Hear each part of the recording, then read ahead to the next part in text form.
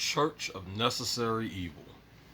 Now, before we even get into this one, I'm gonna come out and say it. Obviously, the name was inspired by another fictional series.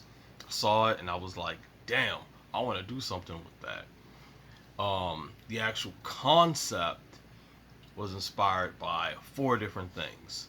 So basically, I took Get Backer's Infinity Fortress, I took Stephen King's Dark Tower, I took.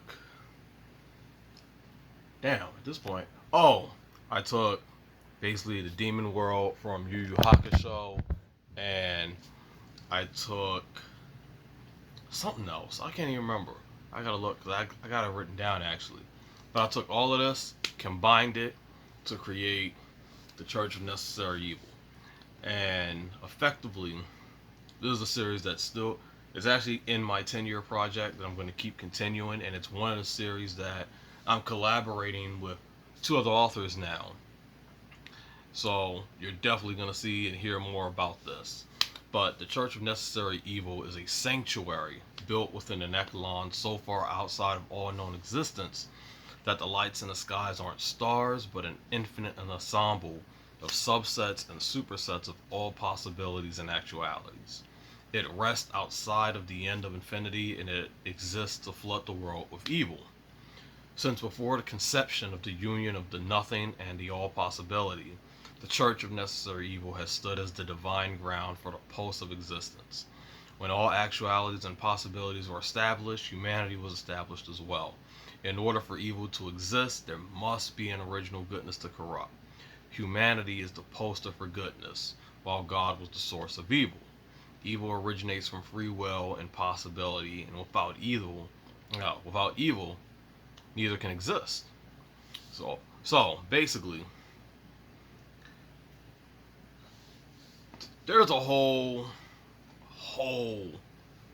mythos behind this. There is a whole conglomerate that, honestly, as an author, I failed to really explore because I had so many ideas coming in and out of the woodwork for what I wanted to do with this. And this story came before I really came up with Solicism, that long story I did. So I did not write as much as I wanted to, but right now I'm redoing like all the artwork, and I'm gearing up to really venture into this one because it's absolutely one of my favorite series.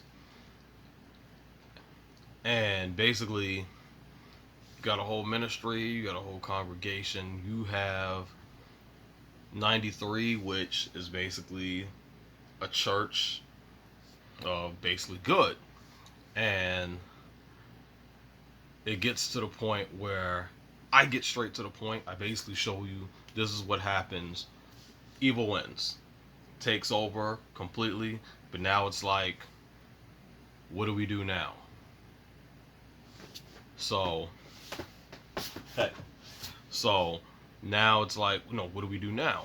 So I go into that, but then at the same time, it's like the balance tips over and back and forth. So there's that war. I'm not the biggest fan of the whole good and evil fights, but with this church, I definitely take it there, and I want to explore basically other concepts that connects with the two concepts of good and evil. It was supposed to be a very low level series. That did not happen at all. But definitely one of my favorite stories. I definitely suggest that you check this one out, definitely. And you're going to see a lot more of it. It's coming. A lot more is coming.